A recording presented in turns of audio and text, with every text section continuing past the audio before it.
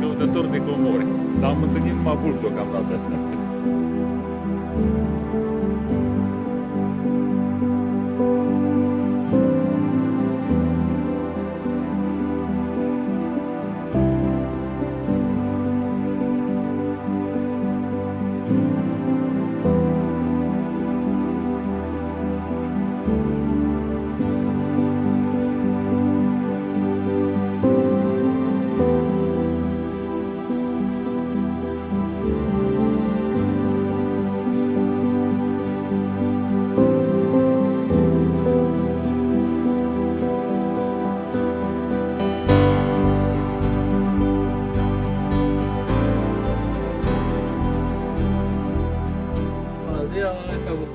Sunt profesor de istorie și localnic din Aluniș.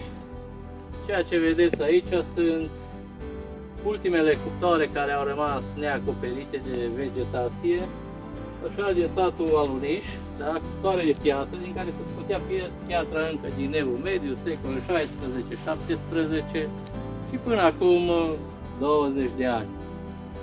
Așa, cuptoarele aici, ceea ce vedem e gura de intrare a unui cuptor, dar pe aici se intra înăuntru, alții aveau gură mai mare, se puteau intra și cu carele sau cu boii și cu cai ca să scoată piatra afară, înăuntru cu ajutorul uneltelor de cioplit piatra se fasonau. Unde suntem?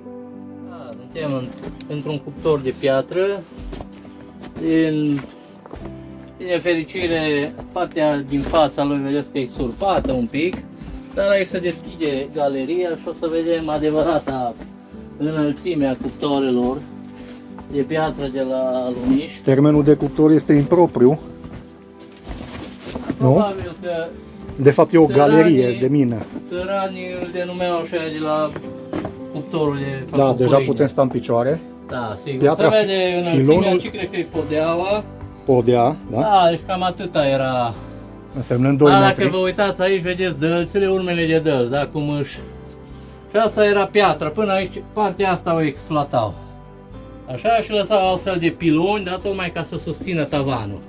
Tavanul era o rocă care nu era, care nu Da, folosită. care nu era bună de construcție. De acolo de unde se vede lumina am venit noi. Da, era o gresie mole, asta e o gresie mai tare. Și exploatarea se făcea manual, Da, avea unelte, unelte de metal, cuicuri. barasă și... Și piatra era exploatată de aici, trasă de aici cu ce? De obicei, cai, boi, acum ia, dacă ne uităm aici, vedem, vedeți că aici e destul de larg, da? Poți băga 2 boi și să îți trag afară sau un cal. Probabil că nu era molozul ăsta Da, aici. molos, să vedeți că e molos, da? Probabil că ce nu foloseau, ridicau și construiau. Și Da? Asta clădeau, da. Făceau de umplutură, dar probabil că nu le-au... Nu, cât după ce nu mai exploatat aici, Bun, înaintăm puțin mai departe. așa. Tavanul este foarte bine săpat, este Da, drept. observăm și pereți aici, da, drept. Uite, și Pereții țânțară drepți. avem foarte mulți colonie chiar. Da, Așa, Ceva. posibil să găsim și lilieci da. sau poate sigur. câte o vulpe Am rătăcită. găsit data trecută, da, aici vedeți, uitați, din loc în loc avem astfel de cuie în care agățau lămpașele tocmai pentru a avea lumină. Da, Și piatra clădită este chiar piatra reziduală care nu o foloseau Da, sigur. și nu merita să o exploateze și să o scoată afară de aici. Da, efortul era prea mare și se concentrau pe aia de noapte aici.